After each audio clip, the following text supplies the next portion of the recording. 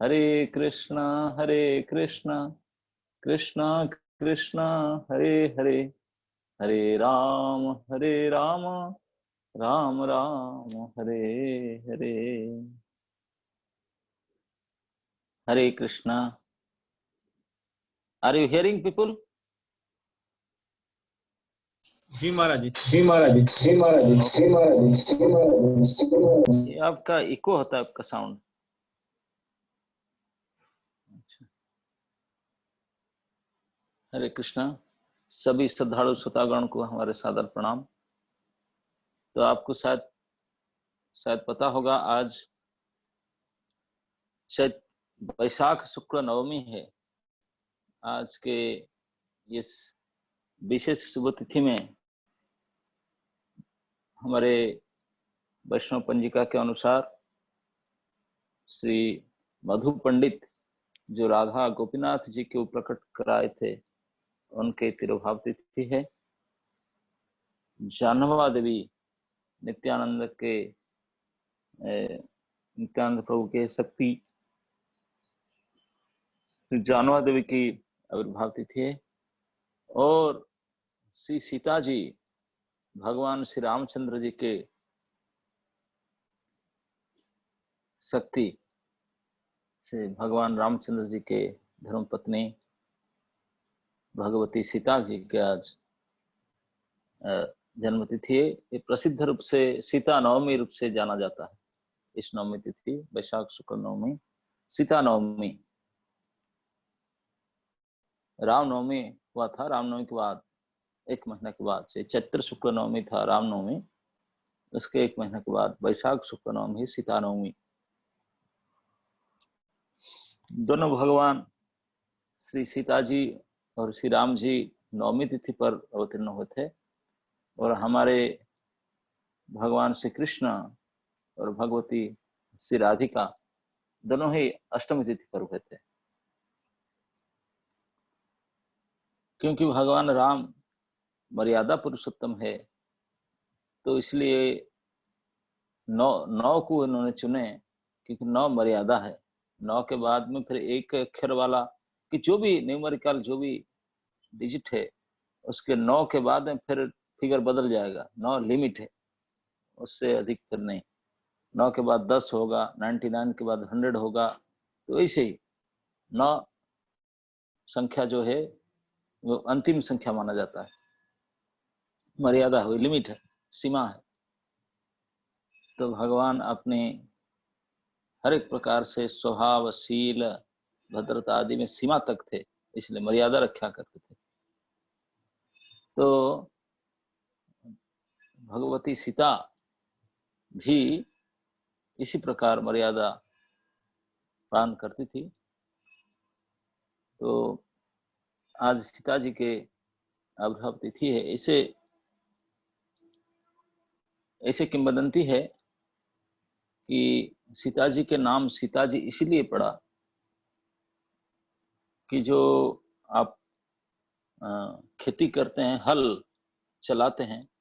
आजकल तो शायद कई हल देखते होंगे, चलाते होंगे, लेकिन पहले जमाने में जो खेती होता था, बैल हल चलाते थे। इसमें जो हल में जो लोहे का एक फाल रहता है, उसी को सीत कहते हैं। तो महाराज शिरध्वज जनक एक यज्ञ करने के लिए हल चलाते थे। जब अपने सपत्नी के हल चलाते थे, सुबह जहाँ यज्ञ करेंगे वहाँ नियम है, वहाँ चल चल तो हल जब चलाते थे, तो इस जो लोहे का जो फाल है हल में, उसी वहाँ एक जगह पर रुक गया। तो उसको जब उठाए तो उसके एक पेटिका निकला, और वो पेटिका को सब आश्चर्य हो गए, ये कहाँ से मिट्टी के अंदर थे, क्या है क्या है। उठाकर जब खोलने लगे तो उसका अंदर एक बालिका थी, जीवित बालिका थी। तो उनको प्राप्त किए, अति सुंदरी रूपवती गुणवती थी। तो उनको प्राप्त करके उनका नामकरण किए, क्योंकि सीत से ही प्रकट हुआ था, तो उनका नाम सीता रखे। इसलिए नाम सीता पड़ा। धरती से प्रकट हुई थी इसलिए वैदेही, और इसलिए सीता जी की माँ भगवती पृथ्वी माना जाता है, पृथ्वी पुत्री। और क्योंकि पालन पोषण महाराज जनक और सुनैना देवी किए थे, इसलिए उनको भी उनके जनक नंदिनी उसके रूप में माना जाता है सीता जी को। ऐसे एक कथा है कि पहले जन्म में वेदवती रूप में तपस्या कर रही थी, खूब तपस्या की थी, तो उसके वजह से इस जन्म में फिर उन्होंने भगवती सीता के रूप में भगवान राम को प्राप्त कर पाई। यद्यपि भगवान राम के धर्मपति बनना कोई तपस्या करके कोई नहीं पा सकता, लेकिन ये उनके साथ उनके अंश के रूप में, सीता तो नित्य प्रेयसी है भगवान के, तो उनके कोई वेदवती उनके अंश रूप में प्राप्त हो, अंश में रूप अंश से उनके मिलित हो सकते हैं, केवल यही हो सकता है अंश के रूप में। लेकिन वो पुरुष तो नित्य है, उसको कोई किसी के द्वारा कोई तपस्या, कोई साधन, कोई किसी के द्वारा प्राप्त नहीं किया जा सकता। तो भगवती सीता प्रसिद्ध है अपने सतीत्व, सेवा भाव, पतिव्रता, पतिपरायणा, अपने अनेक अनेक उच्च कोटि के गुण और उनके व्यवहार के कारण, उनके त्याग के कारण सीता जी प्रसिद्ध है। जब सीता जी के विवाह हुआ भगवान राम के साथ, तो उन्होंने जनकपुर से अयोध्या आए। अयोध्या में बहुत बड़ा ग्रांड रिसेप्शन हुआ। तो ऐसे पता चलता है कि 6 साल की उम्र में भगवती सीता के विवाह हो गया था,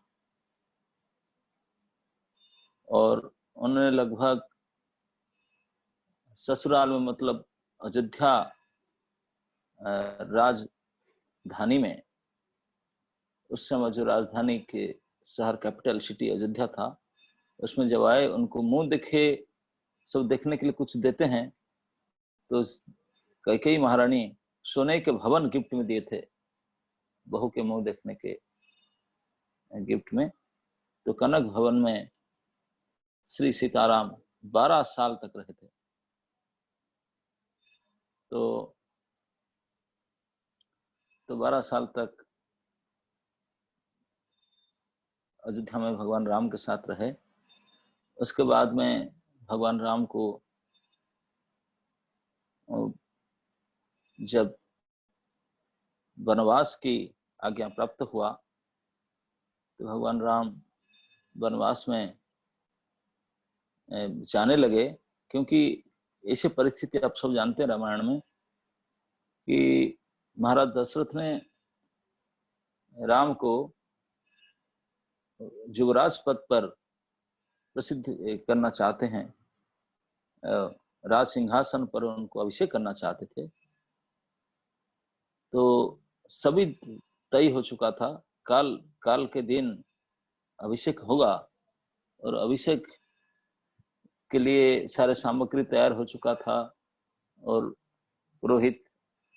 कुल पुरोहित गुरु वशिष्ठ जी आकर के श्री सीताराम के महल में आए और उनको नियम पूर्वक रहने के लिए बताए कि आज आप उपवास व्रत में रहिए और ये सब इस प्रकार पवित्रता का धारण कीजिए, ये सब कहते। तो सब तैयार थे कि कल सुबह हमारा यज्ञ होगा, हवन होगा, पूजा होगा, अभिषेक, राज अभिषेक होगा, पूरे अयोध्या सब तैयार थे। लेकिन दूसरे दिन सुबह और उसी दिन रात में ये बहुत बड़ी घटना हुई। आप, मैं पूरा डिटेल नहीं जाना चाहता हूँ। मंथरा, कैकेयी संवाद, फिर जो भी हुआ, कैकेयी माता के कोप भवन में जाना, और महाराज को इस जो उनके पूर्व उनके था वरदान, उसके कारण भगवान राम को 14 वर्ष वनवास और भरत को राजा, ये 2 ही वर उन्होंने मांगी।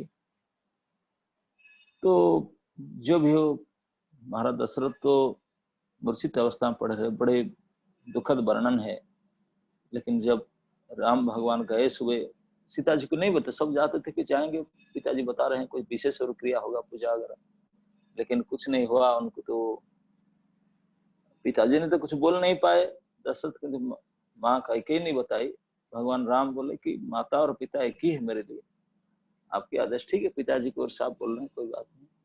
भगवान राम ने सत्य वचन करके और आ गए। आकर कौशल्य आदि से विदा लिए, बड़े दुखद वर्णन है। तो अंत में वन जाने से पहले, क्योंकि आज के दिन वन जाना था, वन जाने से पहले उन्होंने अपना महल में आए, सीता महल में सीता जी से कुछ बातचीत करके उनको समझा करके जाने के लिए।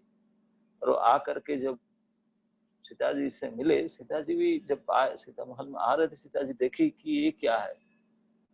भगवान भगवान के इतने भी दुख में वो तो प्रसन्न वदन रहते हैं, लेकिन ये तो मुंह से इसे पता नहीं चलता कि अभी अभी पिताजी से आए, अभी अभिषेक का समय हो चुका है, ये इसे अकेले किस क्या घटना है। तो आश्चर्य होकर के सोच रही थी, तो भगवान राम आकर के उनको बताए कि इसे ऐसे घटना हो, मैं राज्याभिषेक के बदले में वन जा रहा हूँ, वनचारी के वेश धारण करूंगा, मुझे अभी जा रहा हूँ। तो उनको उपदेश देने लगे सीता जी को कि आप ऐसा करो, मुझे तो वन जाना है 14 साल के लिए, आप अगर रहना है तो मेरे तो ही इच्छा है कि आप यहीं रहो राजमहल में, और भरत जी आएंगे, भैया भरत तो राजा बनेंगे, तो उनके आदेश पर आप रहना, उनको यथासंभव उनको अनुगत होकर के रहना।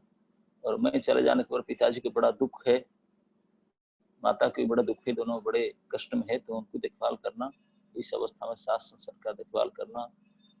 और बाकी सारा जो, क्योंकि बड़ी बहू हो तो आपका जिम्मेदारी है पूरे परिवार का देखभाल करना, विशेष करके सास और ससुर का अभी बड़ी बुरी दशा है, उनके सेवा, उनके देखभाल करना, ये सब। और अगर कोई ज्यादा दिक्कत लगे आपको भरत से, किसी के साथ ये नहीं करना, अगर मेरा भी परमिशन आ जाएगा तो ज्यादा कष्ट हो रहा तो जा सकते हैं, आपके यहाँ जनकपुरी भी जा सकते हैं, इसे बता करके सब। और उचित तो ही होगा, सब थोड़ा एडजस्ट करके सह करके यहीं रहे, और आपके लिए बड़ी रिस्पॉन्सिबिलिटी है। इतना सारा दायित्व समझा करके जब राम अपने वन जाने के लिए निश्चित बता दिए सूचना, तो सीता जी को बड़े दुख भी हुआ, बड़े शोकग्रस्त हुए, और क्रोध भी आया। तो क्रोध और शोक से खिन्न होकर के वो बोलने लगे, हे प्रभु, आप एक ऐसे वचन कहते हैं, आप जैसे विराधी बराबर राजपुत्र, आपके मुख से इस प्रकार के बात सुन शोभा नहीं देता।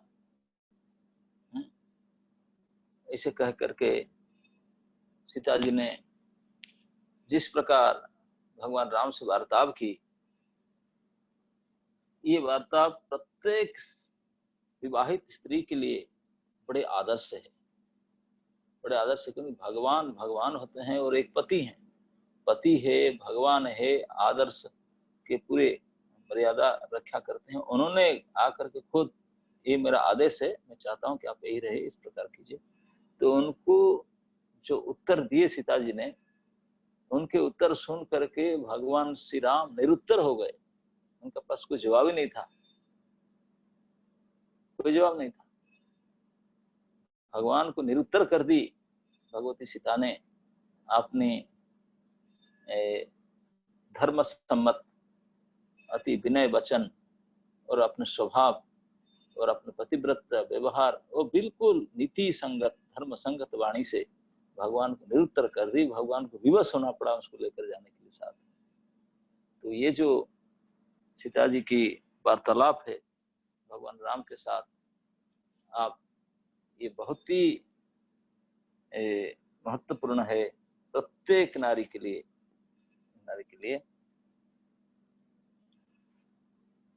वाल्मीकि रामायण में बड़े सुंदर भाव से उसका वर्णन है।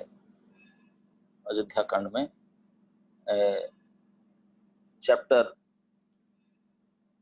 सप्तविंश 27 और फिर 28 से 29, ये दोनों चैप्टर में आप पढ़ सकते हैं। जब भगवान राम ने कई प्रकार के उनको दिए, तो कल्याणी तुम राजा भरत के अनुकूल वार्ताव करती हुई धर्म एवं सत्य में व्रत में तत्पर रहकर वहां निवास करो।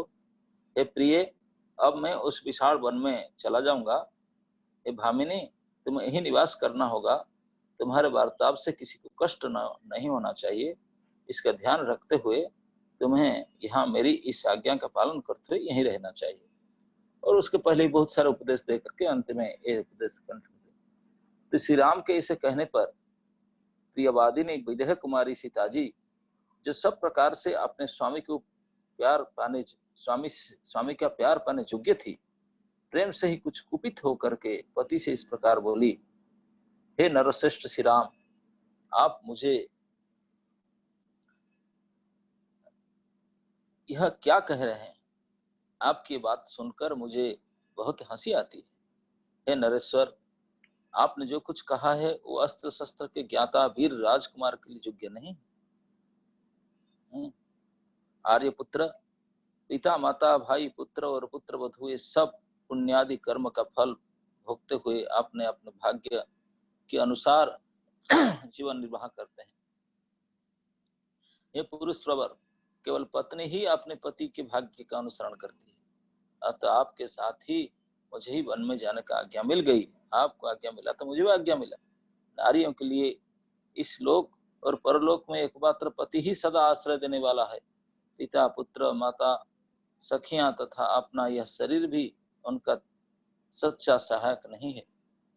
रघुनंदन, यदि आप आज ही दुर्गम वन की ओर प्रस्थान कर रहे हैं तो मैं रास्ते के क्रुश और कंटक को कुचलती हुई आपके आगे आगे चलूंगी। अतः हे वीर, आप ईर्षा और रोष को दूर करके पीने से बचे हुए जल की भांति मुझे निशंक होकर साथ ले चलिए। मुझ में ऐसा कोई पाप और अपराध नहीं है जिसके कारण आप मुझे त्याग देना चाहते हैं।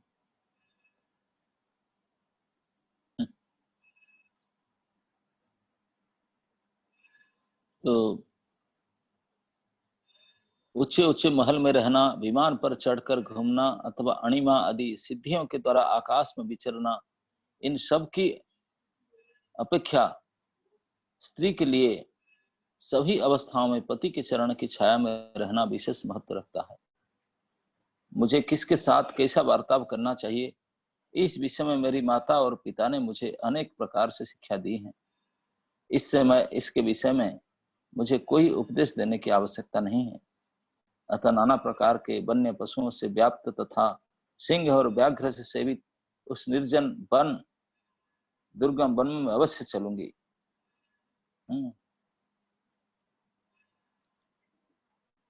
और वीर, नियम पूर्वक रहकर ब्रह्मचर्य व्रत का पालन करूंगी और सदा आपकी सेवा में तत्पर रहकर आप ही के साथ मीठी मीठी सुगंध से भरे हुए वन में विचरूंगी। दूसरों को मान देने वाले श्री राम, आप तो वन में रहकर दूसरे लोगों की भी रक्षा कर सकते हैं, फिर मेरी रक्षा करना आपके लिए कोई बड़ी बात नहीं है। ये महाभाग, अतः मैं आपके साथ आज अवश्य वन में चलूंगी, इसमें संशय नहीं है। मैं हर तरह चलने के लिए तैयार हूँ, मुझे किसी तरह की रोका नहीं जा सकता। वहां चलकर के मैं आपको कष्ट नहीं दूंगी, सदा आपके साथ रहूंगी और प्रतिदिन फल मूल खाकर निर्वाह करूंगी। मेरे इस कथन के लिए किसी प्रकार की संदेह मत कीजिए।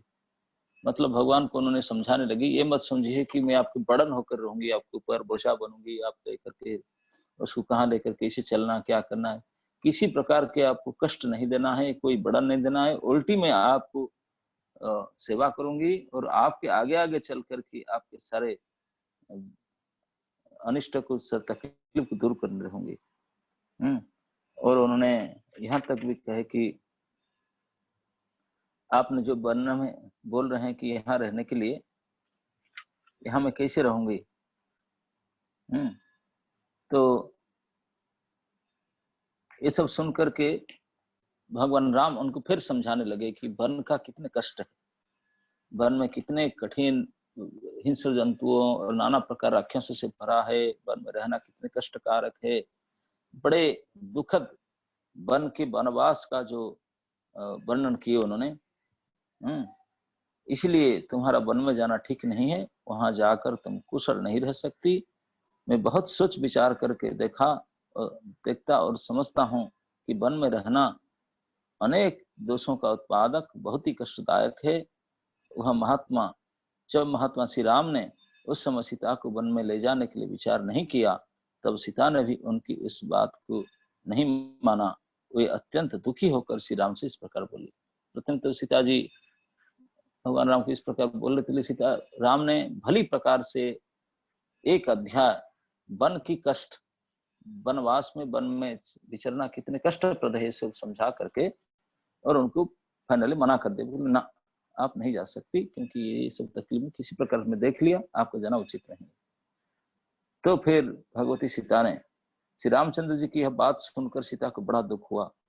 उनके मुख पर आंसू की धारा बह चली और वे धीरे धीरे इस प्रकार कहने लगी, हे प्राणनाथ, आपने वन में रहने के लिए जो जो दोष बताए हैं, वे सब आपका स्नेह पाकर मेरे लिए गौण रूप हो जाएंगी। इस बात को आप अच्छी तरह से समझ लें। हे रघुनंदन, मृग, सिंह, हाथी, शेर, सरब, चमरी, गाय, ये सब जंगली जीव के सब आपके रूप देखकर भाग जाएंगे, क्योंकि ऐसा प्रभावशाली स्वरूप उन्होंने पहले कभी नहीं देखा होगा। आपसे तो सभी डरते हैं, फिर वे पशु क्यों नहीं डरेंगे। श्री राम, मुझे गुरुजनों की आज्ञा से निश्चय ही आपके साथ चलना है, क्योंकि आपका वियोग ही हो जाने पर मैं यहाँ अपने जीवन का परित्याग कर दूंगी। रघुनाथ जी, आपके समीप रहने पर देवताओं के राजा इंद्र भी बलपूर्वक मेरा तिरस्कार नहीं कर सकते। श्री राम, पतिव्रता स्त्री अपने पति से वियोग होने पर जीवित नहीं रह सकेगी, ऐसी बात आपने भी मुझे भली भांति दर्शाई है। हे महाप्राज्ञ, यद्यपि वन में दोष हैं और दुख भी है, तथापि अपने पिता के घर पर रहते समय मैं ब्राह्मणों के मुख से पहले यह बात सुन चुकी हूँ कि मुझे अवश्य ही वन में रहना पड़ेगा। यह बात मेरे जीवन में सत्य होकर रहेगी। हे महाबली वीर, हस्तरेखा देखकर भविष्यों की बातें जानने वाले ब्राह्मणों के मुख से अपने घर पर ऐसी बात सुनकर मैं सदा ही वनवास के लिए उत्साहित रहती हूँ। प्रियतम, ब्राह्मण से ज्ञात हुआ वन में रहने का आदेश एक न एक दिन मुझे पूरा करना ही पड़ेगा, यह किसी तरह पलट नहीं सकता। अतः मैं अपने स्वामी आपके साथ वन में अवश्य चलूंगी। तो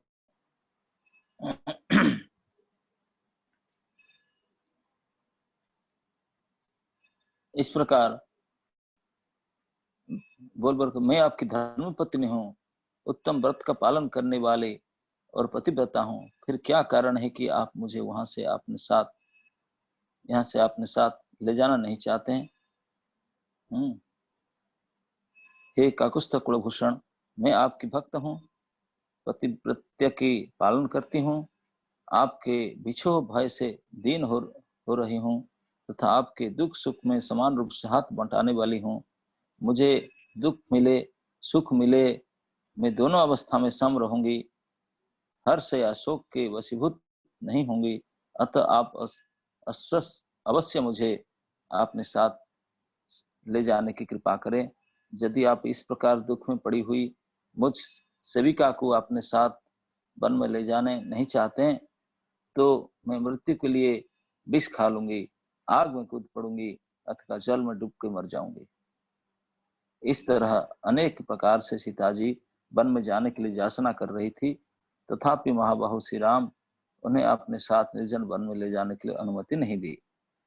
इस प्रकार उनके अस्वीकार कर देने पर मिथिलेश कुमारी सीता को बड़ी चिंता हुई और वे अपने नेत्र से गरम गरम आंसू बहाकर धरती को भिगाने लगी और अनेक दीन नेत्र से स्फटिक के समान निर्मल संताप जनित अश्रु जल झर रहा था, जो कमलों से जल की धारा गिर रही हो। बड़े बड़े नेत्रों से सुशोभित और पूर्णिमा के निर्मल चंद्रमा के समान कांतिमान उनका यह मनोहर सुख संताप जनित ताप के कारण पानी से बाहर निकाले हुए कमल के समान मुख सूख गया था। सीता जी दुख के मारे अचेत सी हो गई थी। श्री रामचंद्र जी ने उन्हें दोनों हाथ से संभाल कर हृदय से लगाया और उस समय उन्हें सांत्वना देते हुए कहा, हे देवी, तुम्हें दुख देकर मुझे स्वर्ग का सुख मिला हो तो मैं उससे भली वो भी लेना नहीं चाहूंगा। स्वयंभू ब्रह्मा जी के भांति तुझे किसी से किंचित भय नहीं है। हे सुहाना, यद्यपि वन में तुम्हारी रक्षा करने के लिए मैं सर्वथा समर्थ हूँ, तो भी तुम्हारे हार्दिक अभिप्राय को पूर्ण रूप से जाने बिना तुमको वनवासिनी बनाना मैं उचित नहीं समझता। मिथिलेश कुमारी, जब तुम मेरे साथ वन में रहने के लिए ही उत्पन्न हुई हो, मैं तो तुम्हें छोड़ नहीं सकता। ठीक उसी तरह जैसे आत्मज्ञानी पुरुष अपने स्वाभाविक प्रसन्नता का त्याग नहीं सकते। जनक नंदिनी, यह तो किसी प्रकार का संभव ही नहीं है कि मैं वन को न जाऊं, क्योंकि पिताजी का वह सत्य वचन ही मुझे वन की ओर ले जा रहा है। पिता माता की आज्ञा से अधीन रहना पुत्र का धर्म है, इसलिए मैं उनकी आज्ञा का उल्लंघन करके जीवित नहीं रह सकता। सीते, पिता की सेवा करना कल्याण की प्राप्ति जैसा प्रबल साधन माना गया है। ऐसा न सत्य है, न दान है, न मान है और न पर्याप्त दक्षिणा वाले यज्ञ ही है। गुरुजनों की सेवा का अनुसरण करने से स्वर्ग, धन, धान्य, विद्या, पुत्र और सुख सब कुछ भी दुर्लभ नहीं है। माता पिता की सेवा में लगे रहने से महात्मा पुरुष देवलोक, गंधर्व लोग सभी लोग को प्राप्त होते हैं। इसलिए सत्य और धर्म के मार्ग पर स्थित रहने वाले पूज्य पिताजी मुझे जैसी आज्ञा दी है, मुझे इसे करना है। तो प्राणवल्लभ सीते, तुमने मेरे साथ चलने को जो यह परम सुंदर निश्चय किया है, यह तुम्हारे और मेरे कुल के सर्वथा योग्य ही है।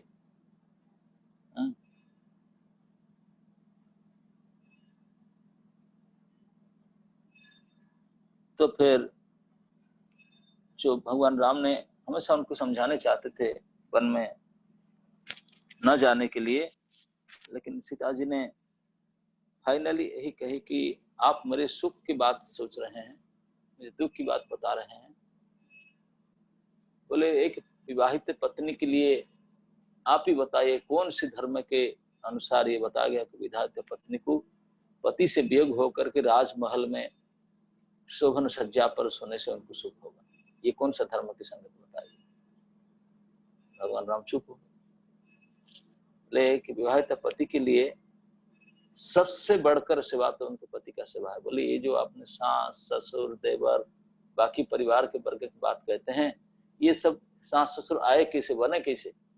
पति के चलते, पति के संबंध के कारण ये सब सास ससुर जितने सब संबंध हो बने, और पति ही नहीं रहे फिर संबंध कैसे रहेंगे?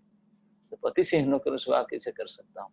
इस प्रकार सारे भगवान के चुक्ति को काटते फिर अंत तो बोले, ठीक है, आपके पति की आज्ञा सर्वोपरि है। कोई पति परायणा पत्नी के लिए पति आज्ञा पालन करना सर्वोपरि है, और आप मुझे बारंबार यही आज्ञा देते हैं कि मैं यहाँ रह करके मैं माता पिता का सेवा करूं, ऐसे करूं। तो प्रभु ठीक है, मैं आज्ञा, आप ये बात को सम्मत हूं कि मैं आपके सब प्रकार से आपके आज्ञा का पालन करना चाहिए। कोई दुख में सुख हो, आपका आज्ञा ही मेरे लिए सबके बड़े। लेकिन प्रभु ये बात बताइए, ये जो धर्म की बात आप बताए कि पति आज्ञा का पालन करना, लेकिन पति आज्ञा का पालन कौन करेगा? कोई मुर्दा तो नहीं कर सकता ना, कोई जीवित प्राणी तो आज्ञा पालन कर सकता ना धर्म के ऊपर। हाँ, बोले, आपको पता है आपके बिना मैं जी नहीं सकता एक क्षण भी। आप मुझे त्याग दें तो फिर मैं जीवित नहीं रह सकता, पूरे आज्ञा का पालन कैसे होगा? इसलिए मुझे कृपा करके साथ ले जाइए, क्योंकि ये सब प्रकार से उचित है। तो फिर इस प्रकार की अपने अडिग और अपने इच्छा और अपने चुक्ति को प्रकट की, तो भगवान राम को और कोई चला ही नहीं था, कोई बस नहीं चला था, उनको साथ में लेकर के गए। तो उसी समय से सीता जी की हम देखते हैं कि किस प्रकार के उनका पति के साथ रहना, पति परायणता और दुख कष्ट को सहन करने का कितनी क्षमता, सेवा भाव, ये तभी पता चलता है। ऐसे एक किंवदंती है कि भगवती सीता तो और कोई नहीं है, तो साक्षात भगवान की नित्य उनके शक्ति है, नित्य उनके सेविका है। ऐसे में एक बार सुना था कि भगवान विष्णु जब क्षीर सागर में अब अनंत सज्जा पर लेटे हुए थे, अनंत साई विष्णु, तो भगवती लक्ष्मी उनकी सेवा कर, चरण सेवा कर रही थी। तो लक्ष्मी ने एक बार बोलने लगी नारायण को, बोले प्रभु मुझे एक बात है ना, क्या ना, आप मेरे पति हैं, मैं आपकी पत्नी हूँ, लेकिन एक मुझे थोड़ा प्राइवेट में आपसे टाइम नहीं मिलता है। यद्यपि हमेशा सेवा में रहता हूँ आप हैं सब प्रकार से, लेकिन अलग से मैं थोड़ा आपसे रहना, प्राइवेट थोड़ा टाइम चाहिए। और इतने आपके पार्षद है, इतने लोग हैं, हमेशा आते जाते रहते हैं, नारदा आदि गरुड़ आदि कितने आते हैं, तो मुझे तो थोड़ा समय देना चाहिए आपको अकेले में, प्राइवेटली। तो भगवान राम बोले, अरे आपको मैंने इतना सुविधा दिया है, that the best I can do for you, आपके सबसे ज्यादा मैं सुविधा दिया हूँ, आप हर समय मेरे बख्य विलासिनी होते हो, मेरे चरण के पास बैठते हो, मेरे सबसे नजदीक सेवा से करते हो, और क्या तुझे चाहिए? उससे और ज्यादा क्या तुझे दे सकते हैं सुख सुविधा? तो लक्ष्मी जी बोली, हाँ वो तो ठीक है, मैं हमेशा आपका सुनती हूँ, लेकिन एक होता है कि अलग से पति पत्नी को अलग, मुझे कुछ पर्सनल आपसे कुछ बात करनी हो क्या? बोले अभी तो कोई नहीं है एकांत। बोले कोई नहीं है, लेकिन आपका बेड जो है वही मुझे डर है, कितने सारे उनके फंड है, ये आनंद से हजारों फंड है, वो उनके मुझे देख रहे हैं सारे, मैं आपसे क्या बात करूं, सब देख रहे हैं, सुन रहे हैं। क्योंकि भगवान के बेड जो था, ये तो कोई सज्जा नहीं था, वो तो अनंत सज्जा है, तो अनंत से इसके हजारों मुख देखिए देख रही है सीताराम को। बोले ये देखो आपके बेड ही मुझे देख रहा है। ये महल में रहूंगा तो मुझे प्राइवेसी नहीं मेरे पास, we should have some privacy ना। तो भगवान राम बोले चलो इस अवतार में तो प्राइवेसी बात नहीं, यही प्राइवेसी है, वो बेड कैसे छोड़ दूं, वो बेड तो ऐसे है। तो फिर बोले ठीक है, ऐसा करते हैं, इस मैं अगले कल्प में जो अवतार लूंगा, तो इस प्रकार इस कल्प में आपको प्राइवेसी देंगे, तो हट करके अलग से जाएंगे जंगल में, अकेला रहेंगे, और कोई नहीं रहेगा, राजभवन में नहीं रहेगा, राज कर्मचारी नहीं रहेंगे, राजा दरबारी सेवक नहीं रहेंगे, हम वन में जाएंगे, वन में। लेकिन तभी भी ये जाएंगे, ये जो बेड है ना अनंत से, वो भी जाएंगे, लेकिन ये अलग रूप लेकर जाएंगे, लक्ष्मण वन करके वो भी साथ में जाएंगे, लेकिन फिर वो सेवक रूप में रहेंगे, लेकिन will have our time on time. तो भगवत सीता पहले से उनका कंडीशन था भगवान के साथ वन में जाने के लिए। तो जो भी हो, सीताराम जो वन में गए, तो उनके वन गमन के समय जो उनका त्याग, जो महिमा, और जो सीता देवी ने एक प्रतिज्ञा की, गमिष्यामि अग्रे, मैं आगे आगे चलूंगी आपसे, मुझे आप साथ में ले जाइए, आपके मुनंती कृषकंटकान, में जो रास्ता में जो कठिनाई होगा, कंटक है, जो जो सब तकलीफ है रास्ता में, उसको मैं आगे आगे चलूंगी, आगे आगे चल करके उसको रोनती जाऊंगी, आप मेरे पीछे पीछे जा सकते हैं, मुझे साथ में ले चलिए जंगल में। तो लेकिन हम देखते हैं जब जंगल में चलते हैं, सीता तो पीछे चलते हैं, राम आगे चलते हैं, उनके पीछे लक्ष्मण, बीच में सीता जी रहते हैं, लेकिन ऐसा कैसे कहे कि अग्रगामी आगे चलो?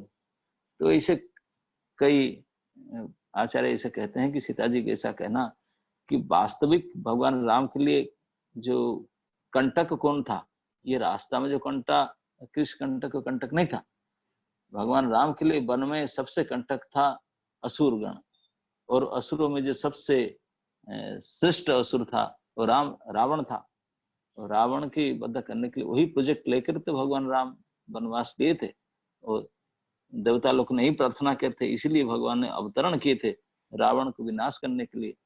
तो जो रावण विनाश करना भगवान का जो सबसे बड़ी प्रोजेक्ट था, वही सबसे बड़ा उनका कठोर काम था। इसी काम के लिए जब वन में जा रहे थे, तो सीता जी ने तब कहते हैं कि आप वन में अवश्य जाते हैं तो मैं आगे आगे चलूंगी ना। तो इसीलिए पंचवटी में से रावणपुरी में, लंकापुरी में भगवान से पहले सीता जी गई। सीता जी गई, भले रावण उसको हरण करके लिए जो भी हो, वहां जा करके पहले ऐसे प्लॉट बनाई भगवान के लिए, सारे सुविधा करती ताकि भगवान का जो मेन प्रोजेक्ट रावण वध वो हो पाया। अब सीता जी ना जाती तो रावण वध नहीं हो पाता। वो जा करके रावण के आयु क्षीण कर दिए, सब कुछ करवा दिए। तो सारे भगवान के जो कार्य को वो सरल बना दिए भगवान सीता ने आगे जा, भगवती सीता ने आगे जा करके।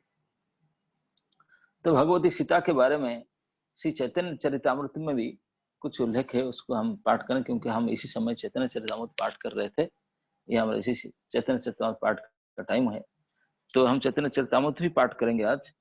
तो चैतन्य चरितामृत के मध्य लीला के 9 अध्याय में के आप ये देख सकते हैं, सीता जी के बारे में वर्णन है।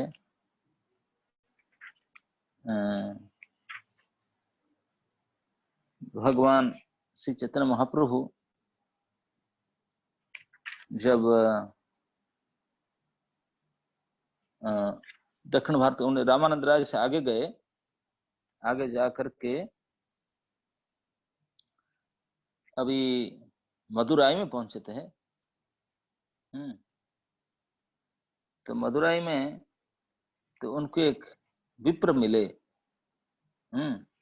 उनका नाम था रामदास विप्र। दक्षिण मदुरा आइला काम कोष्ठी हैते, तहाँ देखा हैल एक ब्राह्मण सहिते, से विप्र महाप्रभु के कैला निमंत्रण। ये टेक्स्ट 171 चैतन्य चरितामृत के मध्य लीला के 9वां अध्याय के टेक्स्ट नंबर 171। से विप्र महाप्रभु के कैल निमंत्रण, राम भक्त से विप्र विरक्त महाजन, कृतमाला स्नान करी आइला तारा घरे, भिक्षा की दिवे न विप्र पाक नहीं करे। और वो रामदास विप्र ने महाप्रभु को इनवाइट किया। अब जानते हैं महाप्रभु का प्रतिदिन कोई ना कोई ब्राह्मण उनको निमंत्रण करते लंच के लिए, तो ये विप्र ने उनको इनवाइट किया प्रसाद के लिए। तो जब इनवाइट किया तो भगवान अपने टाइम पर दो मध्याह्न में प्रसाद लेने के लिए स्नान करके जाने लगे। कृतम मड़ाए स्नान करी आइला तारा घरे, भिक्षा की दिवन विप्र पाक नहीं करे। भिक्षा किया देगा, वो तो कुकिंग नहीं कर रहा था, बैठा था, कोई कुकिंग शुरू ही नहीं किया था। महाप्रभु कहे तारा सुनो महाशय, मध्याह्न हैल कोन पाक नहीं है, केने पाक नहीं है। तो महाप्रभु आकर देखे, बोले अरे मैं स्नान टान किया, मैं लंच टाइम हो रहा है, अब तो कुकिंग नहीं हो रहा है, कुकिंग नहीं भी देखता हूँ, कैसे प्रसाद लेंगे। विप्र कहे प्रभु मोर अरण्य वसती, पाक सामग्री बने ना मिले संप्रति। तो ब्राह्मण ने बोलते हैं कि प्रभु मैं जंगल में रहता हूँ, यहाँ कोई मिल नहीं रहा है सामग्री, सब्जी वब्जी कुछ पाक सामग्री नहीं मिल रहा है। वन्य शाक फल मूल आनिबे लक्ष्मण, तबे सीता करीबे न पाक प्रयोजन। जब लक्ष्मण जी आएंगे तब वो लेकर आएंगे सब सामग्री। अभी इसे लॉकडाउन चल ही रहा है, तो इसलिए रेड जोन में है, और जो मिलेगा लक्ष्मण जी लेकर के आएंगे, कुछ सप्लाई जो मिलेगा, और तब फिर भगवती सीता ने और पाक प्रयोजन करेंगे और रुसाई करेंगी, सीता रुसाई करेगी। तार उपासना सुनी प्रभु तुष्ट हैला, अस्ते बस्ते से विप्र रंधन कर। भगवान श्री चैतन्य महाप्रभु उनको देखे कि ये बिल्कुल इतने उच्च कोटि के राम भक्त है, बिल्कुल अपने बातचीत कर रहा है, लेकिन उनका मूड बिल्कुल अंतचिंतित शरीर में। सीताराम के इतने बड़े जंगल में वनवास में है, लक्ष्मण जी लेकर आएंगे फलमूल, सीता जी कुकिंग, सीता रुसाई होगा, इस भाव में उनका इस प्रकार की उपासना को देख करके भगवान अपने मन में बड़े प्रसन्न हुए। बोले चलो जो हुआ, लेकिन इतने बड़े उपासक है, इतने अच्छे भक्त हैं, लेकिन जिसे भगवान ऐसे सोचने लगे तो वो ब्राह्मण को एक्सटर्नल कॉन्शियसनेस, उनको बाह्य स्थिति हुआ, बोला अरे रे मैं इतने बड़े सन्यासी को इनवाइट किया था, वो कुकिंग नहीं किया, तो जल्दी जल्दी आकर के कुकिंग शुरू करने लगा। अस्ते वास्ते सही विप्र रंधन करीला प्रभु भिक्षा कैल दिने तृतीय पहरे, जो लंच 1 बजे करना था 3 बज गया, कुकिंग करते हुए बड़े लेट में बना के दिया। और निर्बन्न से विप्र उपवास करे, और वो तो पूरा उपवास किया, लेकिन भगवान को बड़े लेट में प्रसाद दिया, जो भी बना करके थोड़ा बहुत खिलाया। प्रभु कहे विप्र कहें, विप्र कहाँ करे उपवास, के न त दुख के न करह हुतास। तो महाप्रभु प्रसाद खाए तो पूछे कि ले विप्र जी, इतना दुख क्या है, उपवास करके बैठे आप कुछ खाते ही नहीं, इतने कष्ट है मन में लगता है, क्या कष्ट का कारण क्या है। विप्र कहे जीवन मोरे नाही प्रयोजन, अग्नि जले प्रवेशिया छाड़ी व जीवन। तो विप्र कहते हैं कि क्या करूं प्रभु, मैं बचना नहीं चाहता, मैं तो सुसाइड करना चाहता हूं, चाहे पानी में डूब करे ना आगे में घुस करके मर जाना चाहता हूं, जीवन में मेरा जीना कोई आवश्यकता नहीं। क्यों? ना जन्मदाता महालक्ष्मी, जगन माता महालक्ष्मी सीता ठाकुराणी, राक्षसे स्पर्शिले तारा यह आने सुनी। बोले जगन माता, जगत के माता श्री लक्ष्मी ठाकुरानी, उनको राक्षस स्पर्श किया, उनको लेकर के गया, ये कान में सुना, मैं अभी तक बचकर कैसा रहा, ये शरीर धरी बारे कभू ना जुआए, यही दुख है ज्वले देह प्राण नहीं जाए। बोले ये दुख में मेरे बच कर रहा हूँ, यही मुझे बड़ा दुख है, मैं मर जाना चाहिए। प्रभु कहे ए भावना ना करी आर, पंडित हया के ने ना कर विचार। तो महाप्रभु समझाने लगे, बोले अरे ऐसा मत सोचिए, आप पंडित हो, आप ऐसे क्यों सोचते हैं कि रावण ने सीता को लेकर गया। ईश्वर प्रेयसी सीता चिदानंद मूर्ति, प्राकृत इंद्रिय रे तरे देखिते नहीं शक्ति। तो भगवान श्री चैतन्य महाप्रभु उस ब्राह्मण को बताने लगे, बोले आप ऐसा मत सोचिए कि ईश्वर प्रेयसी सीता चिदानंद मूर्ति। श्री चैतन्य महाप्रभु कहते हैं भगवान श्री रामचंद्र की प्रियतमा सीता देवी का रूप निश्चय ही आनंदमय एवं आध्यात्मिक है, उन्हें कोई भी व्यक्ति आपने भौतिक आंखों से देख ही नहीं सकता, क्योंकि किसी भी भौतिक प्राणी में यह शक्ति नहीं है। स्पर्शी वाला कार्य अछुप न जाए दर्शन, सितार आकृति माया हरिल रावण। तो चैतन्य महाप्रभु उनको समझाने लगे कि ऐसा नहीं है, जो ईश्वरी प्रेयसी होते हैं, चिदानंद मूर्ति होते हैं, वो दिव्य होते हैं, उनको कैसे कोई प्राकृत को स्पर्श कर सकता है, संभव ही नहीं है। स्पर्शी वाले कार्य आंसू को ना पाए दर्शन, बोले छूने का क्या, देख ही नहीं सकता कोई उनको। सीता आकृति, बोले जो सीता को रावण ने हरण किया, हरिल रावण, ये एक्चुअली सही सीता नहीं था, तो माया सीता था। रावण आसित सीता अंतर्धान कैल, रावणेर आगे माया, रावणेर आगे माया सीता पठाइल। बोलते सीता देवी ने जब रावण जब आया, सीता देवी ने तुरंत अपने आप को अंतर्धान कर ली, और आपने जो शैडो, एक छाया सीता, माया सीता को रावण के सामने प्रोड्यूस की। अप्राकृत वस्तु नहे प्राकृत गोचर, वेद पुराण ते है, वेद पुराण ते ऐ कहे निरंतर।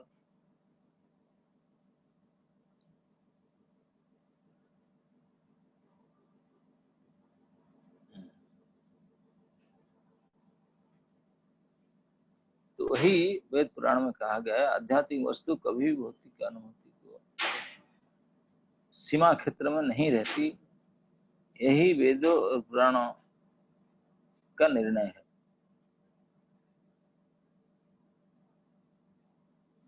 विश्वास कर तुम्हें अमर वचने, पुनरपि कुभावना करे। तो भगवान चैतन्य महाप्रभु ने उस ब्राह्मण को विश्वास कराया कि मेरे वन में, मेरे वचनों में विश्वास रखें और अपने मन को शुद्ध मेरे वचनों में विश्वास रखें और अपने भक्त अनुसार। श्री चैतन्य महाप्रभु ने ब्राह्मण को आश्वासन दिया और बोला कि मेरे वचन में विश्वास रखे और अपने मन को इस कुभावना से रोकिए। प्रभुर वचने विप्रेर हैल विश्वास भोजन करिल हैल जीवन नाश। तो प्रभु समझाने पर विप्र समझ गए, तो भोजन टोजन किए, वो फास्टिंग करे तो खाए। तारे आश्वास प्रभु करिला गमन कृतमालय स्नान करी ऐला दुर्वासन। तो उसको दर्शन करके उन्होंने फिर उनको आश्वासन करके कृतमालय स्नान करके वो आए। ब्राह्मण को आश्वासन देने के बाद श्री चैतन्य महाप्रभु दक्षिण भारत में आगे बढ़े और अंततः दुर्वासन में जाकर पहुंचे। उन्होंने वहां से कृतमाला नदी में स्नान किया।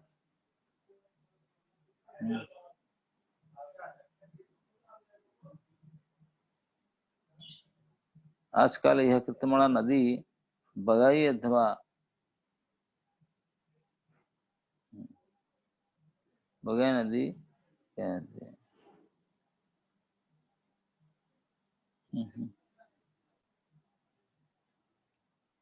दुर्वासन रघुनाथ कैल दर्शन महेंद्र शैले परशुराम कैल बंधन सेतुबंधे अमी कैल धनुतीर्थ स्नान रामेश्वरे देखी तहाँ करिल विश्राम।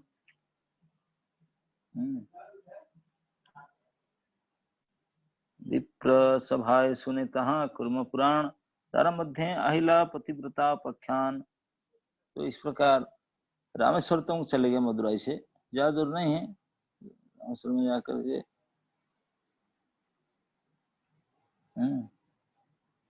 एक मंदिर में ब्राह्मण लोग बैठ करके पुराण पाठ कर रहे थे। वहां जाकर महाप्रभु बैठे, वहां कुर्म पुराण पाठ हो रहा था।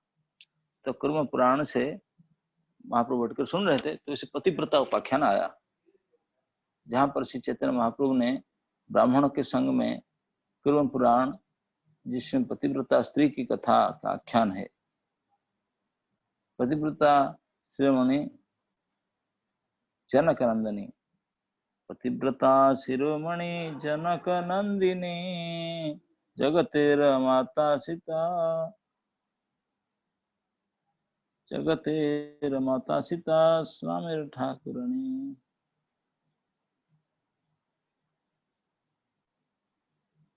पतिव्रता शिरोमणि जनक नंदिनी जगतेर माता सीता रामेर गृहिणी। रावण देखिया सीता लैल अग्निर शरण रावणेर हैत्य अग्नि कैल सीता के आवरण। तो ये टेक्स्ट नंबर 201 से आगे देखिए, वहां कहते हैं श्रीमती सीता देवी 3 लोक की माता तथा भगवान श्री रामचंद्र की पत्नी है। वे प्रतिव्रता स्त्रियों में सर्वोच्च हैं और राजा जनक की पुत्री है।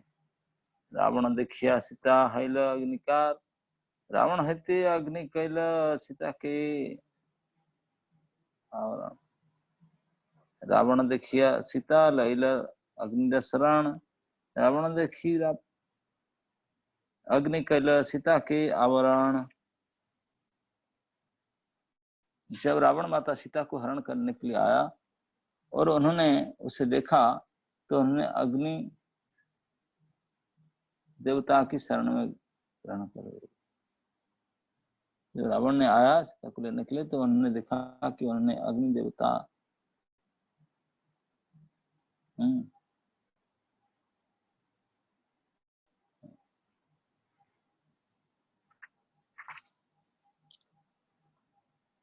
तो ही जब जब सुने कि माँ सीता रावण हरिल सुनिया आख्याने,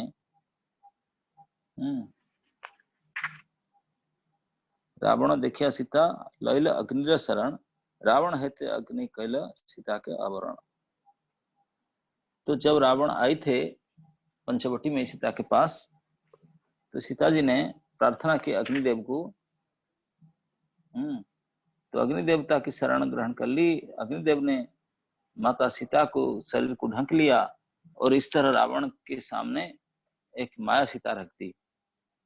माया सीता रावण अनिल सुनीला आख्याने सुनी महाप्रभु हैल आनंदित मने। जब महाप्रभु ने इस कुर्म पुराण से बात को सुना, बड़े आनंद हुआ उनको। कुर्म पुराण में यह सुनकर कि किस तरह रावण ने माता सीता के माया रूप धारण किया, श्री चैतन्य महाप्रभु अत्यंत आनंदित हुए। सीतालया रखिले न पार्वती स्थाने माया सीता दिया अग्नि वंशिला रावणे। और यहाँ भी बताते हैं अग्निदेव वास्तविक सीता को देवी दुर्गा अथवा पार्वती के स्थान पर ले आए और रावण को सीता का माया रूप दे दिया। इस तरह रावण को ठग गया। अग्निदेव ने ओरिजिनल सीता को लेकर के पार्वती के पास डिपोजिट कर दी और ये माया सीता को रावण लेकर गया। रघुनाथ आशी जब रावण मारी लो अग्नि परीक्षा दीते सबे सितारे अनिल। जब भगवान रामचंद्र जी ने रावण को मार डाला, तब इसके बाद सीता देवी परीक्षा तो अग्नि के समक्ष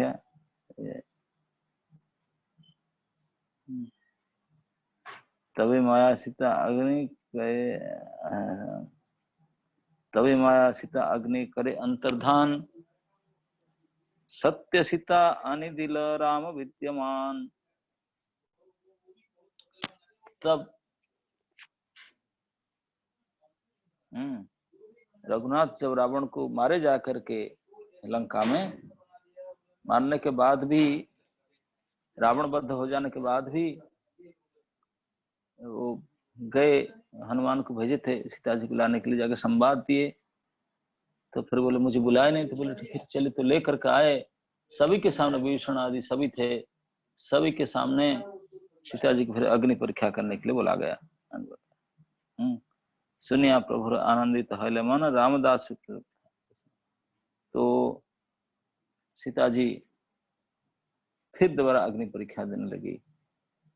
और पहली बार तो अग्नि परीक्षा वही हुआ, भगवान ने उनको कहे कि आप लगभग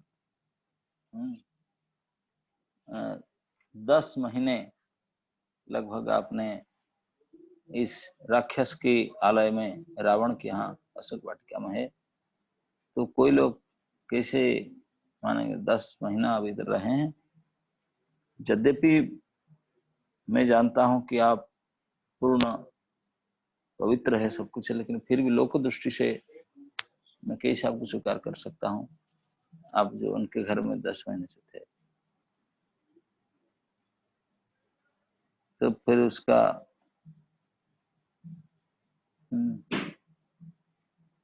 तो इसलिए अग्नि परीक्षा के लिए बोला गया। अग्नि परीक्षा किया तो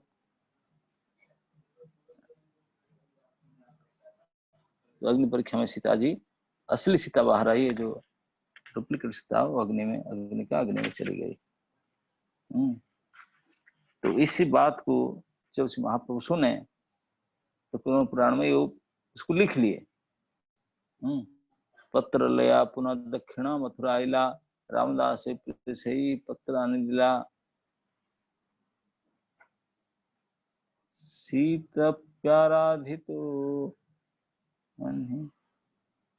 छाया सीताम जिजनात तंग जहार दशग्रीव सीता वन्ही पुरं परीक्षा समय वन्ही छाया सीता विवसिसा। वन्ही सीतांग समानीय तदुस्तानिरतम। वन्ही सीतांग समानीय सत्पुरस्ताद अनिनयत। तो ये कुरुम पुराण के श्लोक था। जब सीता जी ने अग्निदेव का आवाहन किया तो वे सीता का माया रूप ले आए और 10 सिर वाले रावण ने इस माया सीता का अपहरण कर लिया। तब मूल सीता अग्निदेव के घर चली गई। जब रामचंद्र ने भगवान रामचंद्र ने सीता के शरीर की क्या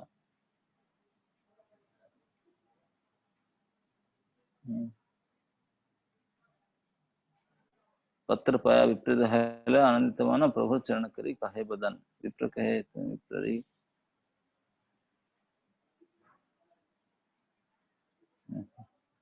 प्रभु कहे तुम्हें प्रभु कहे तुम्हें साक्षात श्री रघुनंदन सन्याश्रय वैसे मरे दिला दर्शन।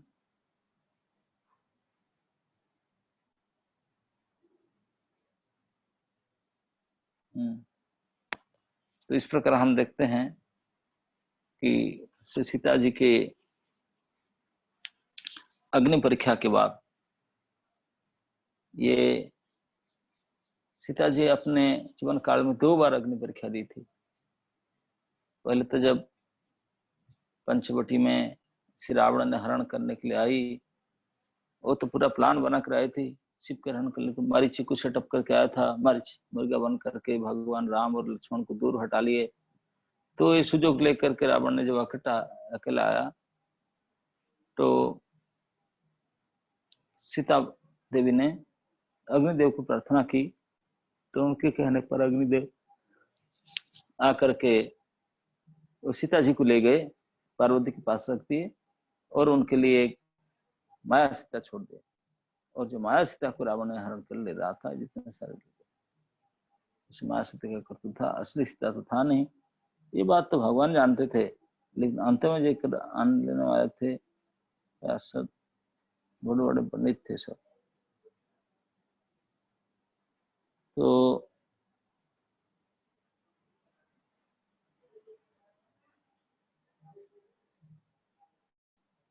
भगवान के अनुपस्थिति में रावण ने किस प्रकार लेकर के गया और लगभग 10 महीने से कुछ अधिक सीता जी ने भगवान राम से विरह में अकेली रावण के अशोक वाटिका में इस स्ववृक्ष के नीचे बैठी रही। उनका जो बड़े दुखद वर्णन है, इसमें केवल भगवान राम के चिंतन, उनको तो ऐसे वर्णन आता है वाल्मीकि में कि इंद्र ने, ब्रह्मा के कहने पर इंद्र ने उनको स्पेशल डिश एक प्रकार के खीर भेजी, जिसको खाने से फिर वो अक्षय, उनको कभी भूख प्यास नहीं लगेगी। और इसे कपड़ा दी, और कपड़ा भी कभी धोना नहीं पड़ेगा, अम्लान वस्त्र। तो उसे व्यवस्था करी। अम्लान वस्त्र तो खैर वो दी थी अनुसुईया ने, लेकिन इंद्र ने माता की भेज करके उनको एक सूट राइस दे दी, खीर दे दी, जिस कारण से उनको कितने भी दिन रहे उनको भूख प्यास का कोई महसूस नहीं होगा। तो इस प्रकार से सीता जी जो इतने दिन रावण के महल में रहे और क्या क्या निर्यातना उनको सहन करना पड़ता था प्रतिदिन, लेकिन ये सब कुछ सहन करते हुए रावण वध तक अपेक्षा के भगवान राम भी पागल तो कितने सबके सहायता लेकर के रावण को वध किए। रावण वध हो जाने के बहुत बड़े सब खुशी उत्सव हुआ। रावण के जितने सारे सैन्य समर्ग सब थे, विभीषण तो राजा तो पहले करोनेशन हो चुका था, ऑफिशियली करोनेशन हो चुका था। जब फेस्टिवल हुआ, फेस्टिवल में भगवान राम सीता के लिए कुछ नहीं, तो सब ने बोले कि सब जिसके लिए हुआ उनको तो ही भगवान चिंता कर रहे हैं, जिसके लिए किए। सब आकर निवेदन के, विभीषण ही बोले प्रभु माता जी के बुलाया जाए भगवान थोड़ा अन्य मनस्क करते। बोले ठीक है, चाहते थे बुलाओ। तो जा करके बोले कि अब तो रावण वध हो गया, खबर दिया गया सीता को। सीता जी बोले बहुत अच्छा बात है, लेकिन प्रभु मुझे मेरे लिए क्या आदेश किए, मुझे बुलाए कि नहीं? सीता जी नहीं आई। बोले मैं कैसे नहीं आऊंगी, प्रभु ने मुझे जब बुलाएंगे तब मैं आऊंगी, मैं इसे थोड़ी आ पाऊंगी। तो जो आकर खबर दे बोले सीता जी, तो बोले वो नहीं आए, आप बुलाएंगे तब ये आएंगी। तो फिर विभीषण और हनुमान आदि गए, उनको जाकर लेकर के आए साथ में। बोले भगवान का आदेश है, अब चलिए। तो सारे मंत्री पार्षद गण भगवान के सब बैठे हैं, विभीषण आदि सभी के सामने, देवता लोग भी, ब्रह्मा आदि सब आकर बैठे हैं। विशेष रावण बन जाने के बाद इसे नाइस फेस्टिविटी, सब थैंक यू दे रहे थे भगवान को। विजय उत्सव था, विजयदशमी विजय उत्सव में सभी भाग ले रहे थे, बधाई दे रहे थे। उस समय सीता जी को जब बुलाया गया, सीता जी आई, आ करके खड़ी रही भगवान के सामने। भगवान कुछ बोले ही नहीं, कोई बात ही नहीं कर रहे थे, उनकी ओर देख भी नहीं रहे थे। सीता जी को इतने दुख हुई कि क्या हो गया, मेरे लिए सब कुछ, क्या मुझे देखते भी नहीं, मेरे बात ही नहीं करते थे। वो बड़े दुखी होकर तब विभीषण ने, ब्रह्मा जी ने भी हाथ जोड़कर रिक्वेस्ट किए, बोले प्रभु माता जी जिनके लिए सब कुछ हुआ उनको तो स्वीकार कीजिए, वो आए, उनको आने दीजिए, आपके पास में स्थान दीजिए बैठने के लिए। तब भगवान सीता जी की ओर देखे, सीता जी हाथ जोड़ करके बिल्कुल रोते हुए और बड़े दुखी होकर देख रही थी। तो भगवान राम ने बोले, सीते मैं एक पति के कर्तव्य मैंने पूरा किया, आप मेरे पत्नी थी, पत्नी है, पत्नी का अपहरण करके ये शत्रु ने ले गया था, तो मेरा ये कर्तव्य था कि मैं अपहरणकारी को दंड दे और आपको उद्धार करे इस कष्ट से। तो मैं मेरा पाठ पूरा किया, मैंने रावण को वध कर डाला और आपको उद्धार कर दिया, बस। तो उनको स्वीकार करने की बात ही नहीं कर रहे थे। सीता जी रो पड़ी, बोले तो ये तो किए, फिर मेरे लिए ना, नहीं अभी मेरे लिए क्या गया ना, आप 10 महीना से अधिक वहां रावण के यहाँ थे, तो मैंने कैसे आपको स्वीकार कर सकता हूँ। आप लोक दृष्टि में आपको पवित्रता का प्रमाण देना होगा। तो तुरंत, और अग्नि परीक्षा की बात आया तो तुरंत लक्ष्मण को आज्ञा दिया गया अग्नि परीक्षा, तो सब मिलकर के बहुत बड़े अग्निकुंड, अग्नि के आयोजन किया गया, अग्निकुंड हुआ। और भगवती सीता ने भगवान के चरण को स्मरण करती हुई निडर होकर के अग्नि प्रवेश करके प्रतिज्ञा की, अगर मैं ये 10 महीना तक जो आपसे मैं अलग थी, एक क्षण भर के लिए भी अगर आपके चरण के चिंतन से अलग, मन में वाणी में काम किसी प्रकार से अगर आपके अलग और दूसरे की उसका स्वप्न में भी चिंतन किया होगा, किस पर सोचा होगा, तब मुझे अग्नि जलाकर राख कर दे। ऐसे प्रतिज्ञा करके सबके सामने अग्नि प्रवेश की हाहाकार मच गया सबके सामने। क्या किया भगवान राम, इतने कैसे कठोर, जिन सीता के लिए कितने रोते थे, इनके लिए इतने बड़े युद्ध हुआ, सब कुछ हुआ, तो सीता जी सामने आए, भगवान गंभीर बैठे हैं, उसको ऐसी बात कर रहे हैं। सभी को बड़ा दुख लगा। सभी के सामने सीता जी अग्नि प्रवेश की, और अग्नि प्रवेश करने के बाद ही अग्नि से फिर बिल्कुल अग्नि स्पर्श नहीं कर पाया, सबके सामने निकल करके आई। तो देवताओं ने पुष्प वृष्टि की, साधु साधु वाणी, सब ने प्रकट हो गया। अब तो कोई बोलने का नहीं था, तो भगवान ने स्वीकार किया, उनको स्वीकार करके लेकर आए। ये सब प्रसिद्ध है। लेकर आने के बाद उनका राज्याभिषेक हुआ। अयोध्या में अनेक वर्ष तक, 1000 वर्ष तक रहे। लेकिन अंत में अभी सीता जी गर्भवती थी, अंत में फिर किसी ने, एक धोबी ने कुछ कह दी, इस कारण से फिर भगवान सीता जी को अपने मर्यादा को रक्षा करने के लिए उनको भी वनवास त्याग दिए। और उन्होंने वन में छोड़कर, लक्ष्मण गए उनको वन में छोड़कर आने, कितनी दारुण बात है। वन में से उन्होंने वाल्मीकि आश्रम में गई, वाल्मीकि आश्रम में रही, एक आश्रम में रह करके अपने वहीं, उनके जो 2 पुत्र डिलीवरी वहीं हुए थे, पुत्र प्रसव, और राजरानी है, राजभवनों नहीं हुए, वो आश्रम में, वन के अंदर वाल्मीकि आश्रम में लव कुश के पैदा हुए थे। माँ वहीं रही, सीता माता वहीं थी। अंत में वाल्मीकि जी से रामायण प्रैक्टिस कर सुनने के बाद, जब रामायण गा रहे थे लव कुश, तब उनको भगवान राम को पता चला सीता जी के बारे में। वो अब उनको बुला गया। ऐसे उत्तरकांड रामायण में तो वर्णन है, जब उन्होंने राष्ट्रीय यज्ञ करना चाह रहे थे, उनके घोड़ा को रोक दिए थे उन दोनों ने, तभी पता चला। जो भी हो, जब फिर बुला गया सीता जी को राजमहल में, जब सब प्रमाणित हो गया ही सीता है करके, और सारे राज्यवासी, अयोध्यावासी सब क्षमा मांगने के लिए तैयार थे, सारे जो धोबी सबको स्वीकार कर, सभी ने क्षमा गलती स्वीकार किए।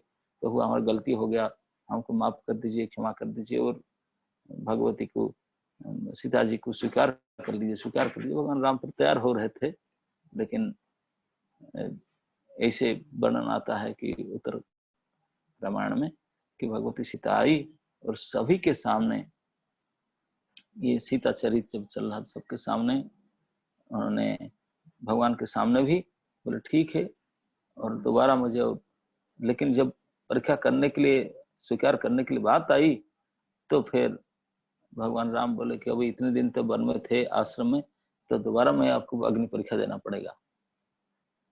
अभी भी भगवान राम स्वीकार नहीं कर रहे थे, बोले अग्नि परीक्षा देने के बाद फिर आ सकते। स्वयं विश्वामित्र, वाल्मीकि, देवता लोग सभी आकर के चिल्ला चिल्ला कर बोले, हम शपथ करके बोल रहे हैं कि किसी प्रकार के पवित्र नहीं, सब प्रकार की पवित्रता सीता जी के बारे में सब दुहाई देकर बोलने लगे। लेकिन फिर भगवान राम अपने लोक मर्यादा के पालन करने के लिए गंभीर रहे। इसको देखकर भगवती सीता ने और दोबारा अग्नि परीक्षा देने के लिए नहीं, उन्होंने दोबारा बोला दे सकती थी, लेकिन बोले कि ठीक है, बहुत हुआ प्रभु, आप मुझे जाने दीजिए। तो आपने, धरती की पुत्री थी, तो धरती को आज्ञा दी, हे माता धरती, अगर सच है मैं काय मन वाक्य में मेरे प्रभु श्री राम के अलावा और किसी को स्वप्न में नहीं सोची, तो फिर मुझे आपके गोद से मैं आई थी, मुझे स्थान दे दीजिए। मैं फिर बहुत हो गया इस लोक संसार में, संसार में बहुत हो गया मुझे, अब मुझे आप मेरे गोद में स्थान दीजिए। तो सभी के सामने धरती फट गई और धरती के अंदर समा गई भगवती सीता ने। जैसे धरती से प्रकट हुई थी, ऐसे धरती में चली गई। तो ये सीता जी की पवित्रता, उनके पतिव्रता, उनके सत्यता, उनके सेवा भाव की था। भगवान राम ने सब जो जानते हैं नृत्य पे, लेकिन फिर भी अपने मर्यादा रक्षा करने के लिए इस प्रकार लीला किए थे। और इस प्रकार से सीता जी के जो चरित्र शुरू से अंत तक बड़े अद्भुत और शिक्षाप्रद, बिल्कुल सभी समाज के लिए, लोक वेद आदि प्रकार से इतने मर्यादापूर्ण, इतने शिक्षाप्रद, इतने पवित्र था कि जैसे भगवान की पत्नी के होना चाहिए, मर्यादा पुरुषोत्तम की पत्नी ठीक इसी प्रकार थी, किसी प्रकार से किसी कमी नहीं थी। सब प्रकार के कठोर तपस्या, कष्ट सहिष्णु और सहनशीलता और सत्यपरायणता और त्याग, तपस्या, व्रत सभी में उच्च कोटि में थी। तो आज उनके पवित्र जन्म तिथि है भगवती सीता के। तो जितने भी स्त्रियां हैं पूरे विश्व में, सभी को कम से कम भगवती सीता के चरित्र को अवश्य पढ़ना चाहिए और समझना चाहिए, ताकि उनके स्त्रीत्व की परम विकास हो और फिर इस दुनिया में इस प्रकार के आजकल जैसी प्रकार की भ्रष्टाचार आदि हो रहा है, ये सब नहीं होगा, क्योंकि इस प्रकार के आदर्श चरित्र को हम लोग श्रवण, मनन, चिंतन, पठन आदि नहीं करते हैं। तो इसीलिए भगवती सीता ने ये सब और राम ने इस लीला करके गए, ताकि उस रामायण की इस सीता जी के पाठ को हम लोग अगर श्रवण करें, चिंतन करें, पठन करें, तब समाज में अपने आप मित्रता आ जाएगा। किसी प्रकार के अश्लीलता, भ्रष्टाचार आदि इस प्रकार के नारी दुश्मन हो नहीं सकता। जय श्री श्री सीता देवी की, सीता नवमी की, स्वामित्व भक्त वृंद की। आपके समय हो चुका है, अभी आंख बिता लीजिए, फिर शाम को मिलेंगे। जय Shri Ram. Okay Rajesh ji, thank you Maharaj ji, thank you very much Maharaj ji. Hare Krishna, Hare Krishna. धन्यवाद महाराज जी। धन्यवाद।